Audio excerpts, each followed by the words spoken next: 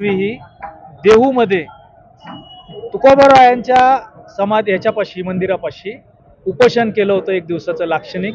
कारण आपल्या महाराष्ट्रातली पहिली जी काही लोनची स्कीम आहे त्या भाषेत आत्ता जे आपण जे बोलतो, जी कर्ज माफी जी योजना आहे ती तुकोबारायांनी केली आहे. त्यांच्या ज्या सगळ्या त्यांच्या खतवाया बुडवल्या सगळ्या शेतकऱ्यांकडे ज्यांचे पैसे होते, पहिली योजना करणारे तुकोबाराय होते. त्यानंतर त्यांनी पुन्हा एकदा ह्या शेतकऱ्यांच्या प्रश्नावर आंदोलन करायचं ठरवलं होतं. पण मधल्या काळात आपल्या सगळ्यांना माहिती आहे की प्रहार संघटनेचे बच्चू कडू यांनी अमरावतीला मोठं आंदोलन उभं केलं, नागपूरला मोठं आंदोलन उभं केलं, अजित नवले असतील, राजू शेट्टी असतील, या सगळ्यांनी तिथं आंदोलन मोठं केलं. सरकारने त्यांना सांगितलं की आम्ही शेतकऱ्यांना कर्जमुक्ती देतो आणि जूनची तारीख दिली की या कर्जमुक्तीचा काळ जून पासून आम्ही सुरू करतो, कारण ह्या वर्षाची पण लोक शेतकऱ्यांचे खाते त्यात हे करणार. पण आता तुम्ही सगळ्यांनी पाहिलं असेल, राज्यांनी पाहिलंय की ज्या बच्चू कडूंना हे आश्वासन देऊन त्यांचं उपोषण आंदोलन मागं घेतलं, त्या बच्चू कडूंना आमदार केलं, शिवसेनेत प्रवेश करून घेतला. पण परवा त्याच बच्चू कडूंनी सरकारच्या विरोधात प्रेस कॉन्फरन्स घेतली, सरकारने फसवलं म्हणून सांगितलं. मी मागच्या काही चॅनलला सांगितलं की यातली जी काही परदेशी कमिटी आहे, ज्या परदेशी साहेबांच्या नेतृत्वाखाली मुख्यमंत्र्यांनी कमिटी स्थापन केली, त्या कमिटीने हे जे काही नियम आहेत ते त्या परदेशी कमिटीने घातले. या नियमाच्या विरोधात बच्चू कडू बोलले, जे सरकारच्या घटक पक्षातल्या आमदाराला हे मान्य नाही ज्यांनी उपोषण केलं होतं. रोहित दादांचं हेच म्हणणं आहे की हे सगळे जाचकाठी तुम्ही बंद करा.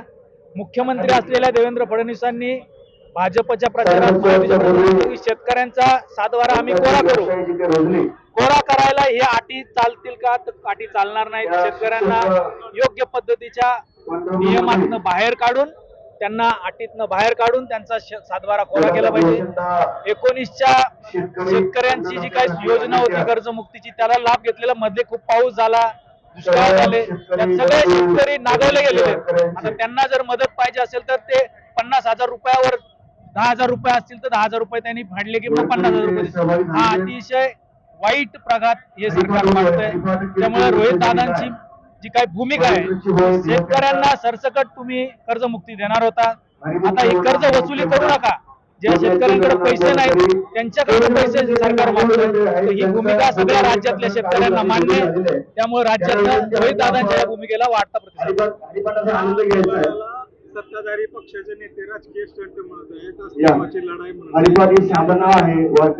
मला असे जे नेते काही वक्तव्य करतायत ना, त्यांनी त्यांचंच आधीचं वक्तव्य, आधीची त्यांची आंदोलनं, आणि त्यांनी आता सगळ्यात महत्वाचा मुद्दा आहे की कॅबिनेटमध्ये जी नोट आली आहे की याच्यात सरकारचे पैसे कसे वाचू शकतील, मग कसे शेतकऱ्यांना अटी टाकायच्या, ती कॅबिनेटची नोट सत्तारूढ नेत्यांनी वाचावी. मग हा स्टंट आहे का शेतकऱ्यांना हा फसवण्याचा प्रकार आहे हे त्यांना लक्षात येईल.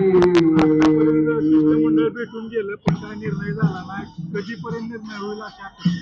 आता रोहित दादांनी ज्या पद्धतीने आता सांगितलंय, सरकारने याच्यावर तातडीने निर्णय घेतला पाहिजे, कारण ही आता सांगितलेली गोष्ट नाही. ज्या दिवशी कर्जमुक्तीची योजना ही सरकारने जाहीर केली त्यात त्रुटी आहेत. मी जसं आपल्याला सांगितलं, बच्चू कडू सांगतात ती त्रुटी आहेत. सरकारला समजलं पाहिजे ना की यात त्रुटी दुरुस्त करायला पाहिजेत, आणि सरकारने स्वतः सांगितलं पाहिजे की आम्ही आज हे केलं तर आज आंदोलन सुरू शकतो. आता उद्या आणि परवा असं सरकार ढकलायला लागलं तर ते पुढच्या गोष्टी पुढे. आता शांततेच्या मार्गाने भविष्यात या आंदोलनाची आम्ही राज्यभरात आंदोलन आता जिल्ह्यात आज तुम्ही पाहिलं असेल, सिंधुदुर्ग जिल्ह्यात सगळ्या शेतकरी नेते कार्यकर्ते आमच्या पक्षाचे वेगळ्या पक्षाचे त्यांनी निवेदन दिलंय. काँग्रेसचं आंदोलन चालू आहे, डाव्या पक्षाचं आंदोलन चालू आहे. त्यामुळे आता या पुढच्या टप्प्यात आता दुष्काळ पडणाऱ्या आता मुख्यमंत्री सांगतोय लोकांकडे पैसे नाहीत आणि शेतकऱ्यांच्यासाठी कर्जमुक्ती म्हणून जे काय पैसे द्यायचे त्याच्यावर पण जर हात आकारता येणार असेल तर मग कोणालाच काय सांगायचं नाही. शेतकऱ्यांचा हा प्रश्न आहे. आम्ही घेऊन रोहित दादांच्या नेतृत्वाखाली, रोहित दादा राज्यभरात, आता कांद्याचा विषय तुम्ही पाहिला असेल, 2 रुपये किलो कांदा होता, त्याचं उत्पादन खर्च पण निघत नाही. आज 12-15 रुपयावर कांदा आला, रोहित दादांनी विषय हातात घेतला. आता हा विषय शेतकऱ्यांचा रोहित दादांनी हातात घेतला. शेतकऱ्यांनी जागरूक होऊन त्यांच्या विषयासाठी सरकारकडे विचारावं, नेत्यांना विचारावं, आमदारांना विचारावं, आमच्या विषयाचं काय करताय, त्या दुरुस्त्या करणार आहात की नाही. आता शेतकऱ्यांकडे गेलेला विषय.